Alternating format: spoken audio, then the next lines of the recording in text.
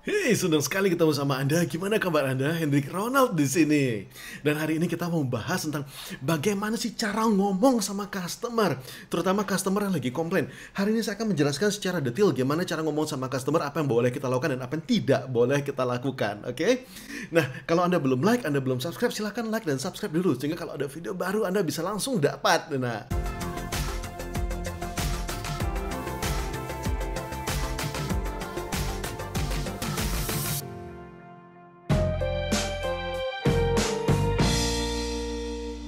Nah, hari ini kita pengen cerita, ada satu buah kisah true story yang pengen saya ceritakan sama Anda. Kisah ini diceritakan oleh Chris Voss, dia dulu adalah mantan dari lead negosiator untuk FBI. Jadi ketika dia negosiasi, dia bukan negosiasi itu tuh cuma sama pelanggan, bukan gitu, tapi sama perampok, sama pembunuh gitu ya. Kelas-kelas berat semuanya. Nah, pada suatu hari ada satu buah perampokan di Chase Manhattan Bank, gitu di Brooklyn, di New York ya. Dan ketika itu terjadi, ada mereka mengambil sandera. Jadi mereka masuk dan menyandra begitu banyak orang di dalamnya. Chris Voss waktu itu baru pertama kali bertugas dan disitulah dia ngobrol dengan si perampoknya. Dia ngobrol dengan si perampok ini. Biasanya kan gini loh, kebanyakan dari kita tuh merasa bahwa yang menang ngomong tuh adalah yang berhasil menyampaikan idenya. Ide saya lebih kuat, saya lebih hebat, saya lebih betul. Padahal tidak seperti itu gitu ya. Chris Voss ini sebegitu pinternya ngomong dan bahkan sampai bisa si perampoknya ini bilang bahwa iya, ya sudahlah saya keluar saja gitu. Perampoknya akhirnya setelah 5 jam stalemate, setelah 5 jam itu kaku, ndak ada kemajuan, akhirnya perampoknya berhasil dan menyerahkan diri gitu ya. Apa yang terjadi? Ketika perampoknya ngomong, Chris Voss bukan cuma sekedar mendominasi doang, bukan itu tujuan dia. Tujuan dia adalah dia pengen berusaha mengerti apa yang terjadi kepada si perampok ini. Dia adalah orang yang paling mengerti keadaan si perampok ini. Bagaimana suasana hati dari si perampok ini. Itu kuncinya. Jadi kita sama orang ketika kita ngomong, bukannya ini lu ini gua, kita lalu begini-begini. Enggak. Tapi ini lu, ini gua, ayo kita dansa sama-sama. Nah, itu yang dilakukan gitu. Itu dilakukan oleh Chris Voss. Dia memakai satu buah teknik yang sangat bagus namanya mirroring. Dan teknik ini biasa diajarkan di NLP, Neuro Linguistic Programming.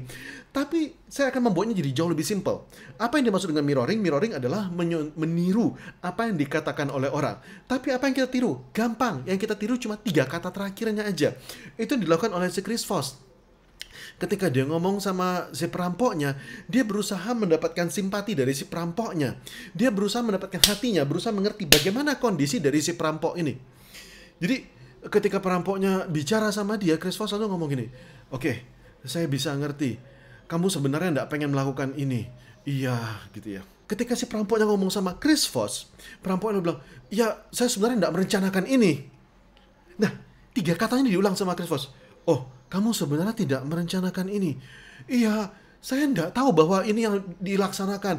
Saya nggak tahu, saya cuma diajak dan tiba-tiba ini ternyata saya diajak merampok.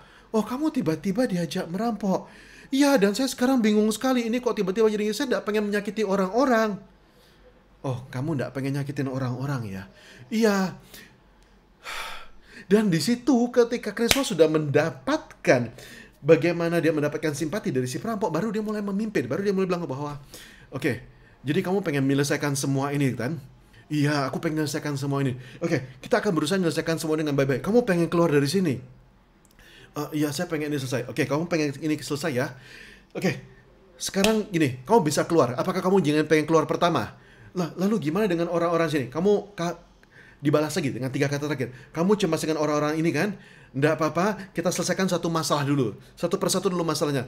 Kamu keluar aja dulu. Dan, lah kalau saya keluar dulu bagaimana? Saya dapat dispensasi atau gimana? Saya bakal menjamin bahwa kamu akan diperlakukan dengan hormat. Saya bakal secara pribadi akan mengatakan bahwa kamu mau berkooperasi gitu ya. Oke. Jadi gimana caranya? Nanti ketika kamu keluar pelan-pelan, slow, nice and easy. Kamu keluar, senjata letakin dalam. Kamu keluar dengan tangan terangkat. Kamu jalan ke sebelah kanan. Oke? Itu yang kamu lakukan. Dan akhirnya Chris Voss bisa mengguide orang ini untuk bisa keluar dengan damai. Nah, ini yang kita lakukan. Nah, apa hubungannya dengan customer kita? Nah, ini yang pengen saya kasih tahu. Ketika customer datang, dia datang dengan bawa masalah. Ketika dia datang dengan panik. Misalnya begini, saya punya laundry, oke? Laundry saya namanya TDWL.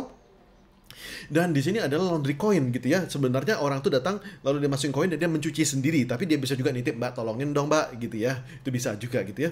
Nah, ketika terjadi seperti itu, kadang-kadang terjadi masalah. Masalahnya apa? Kadang-kadang kaos kaki 2 tinggal 1 gitu misalnya. Atau dia merasa, ini kok bajunya masih belum harum misalnya gitu ya.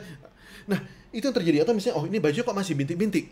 Nah, di sini ketika customer sedang komplain, tugas kita adalah memirror terlebih dahulu. Jadi bukannya customer datang langsung, oh ini kita benar. Enggak, bukan seperti itu. Jangan sampai terjadi seperti ini. Ini tidak boleh. Mbak, ini saya nyuci, tapi kok kaos kaki saya hilang. Loh, Bu, kan ibu yang nyuci sendiri. Ini tanggung jawab ibu. Nggak bisa kayak gitu ya. Walaupun dia yang nyuci sendiri, tetap harus kita mirror gitu ya. Ini bukan soal siapa lebih benar, bukan lu lawan gua gitu. Enggak. Tapi gini, Mbak, ini kok kaos kaki saya kok hilang sebelah. Oh, kaos kaki ibu hilang sebelah. Dia ajak dansa customernya. Aha, begitu ceritanya ya. Jadi, kaos kaki ibu hilang sebelah ya, Bu ya. Oke, Bu, ini tadi ibu sudah cek di plastiknya lagi. Customernya baru mendengarkan gitu ya. Oke, Bu, kita bantu cek, Bu ya. Kita cekkan di mesinnya lagi gitu ya. Atau sebentar, Bu, saya cek di kotak barang-barang yang ketinggalan. Misalnya seperti itu. Nah, ini bagus banget gitu ya. Nah, lalu misalnya customernya bilang seperti ini. Ini kok bajunya saya cium kok masih bau ya? Ini tadi dicuci pakai deterjen enggak sih gitu ya. Ketika customer ngomong seperti itu, bawaan kita pasti kita pengen defensif dan kita pengen langsung ngasih solusi, betul tak? Tapi no, that's not what you do. Oke? Yang Anda lakukan apa? Ketika customer bilang kayak gitu, Anda jawab dan ulangi 3 kata-kata terakhirnya seperti tadi.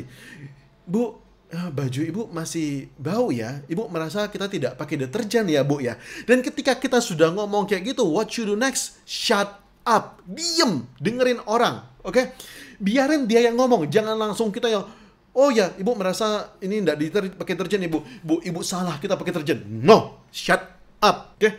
Jadi ibu merasa kita nggak pakai deterjen ya, Bu ya? Iya, soalnya ini biasanya saya laundry wangi dan kali ini saya nggak wangi. Ini makanya saya bingung kok bisa seperti ini. Biarin dia curhat dulu, dia tuh pengen didengerin, oke? Nah, kalau sudah seperti itu, baru bilang, oke, Bu, saya bisa ngerti kekesalan ibu, saya bisa ngerti kenapa sekarang ibu cemas misalnya ya. Bisa dibilang bahwa, iya saya bisa di tempat lain nih bisa wangi. Oke, Bu, saya bisa ngerti bahwa ibu biasa di tempat lain bisa wangi. Bu, boleh saya lihat dulu, Bu? Boleh saya lihat barangnya? Boleh saya coba cium juga gitu ya. Baru di situ Anda mulai menawarkan solusinya.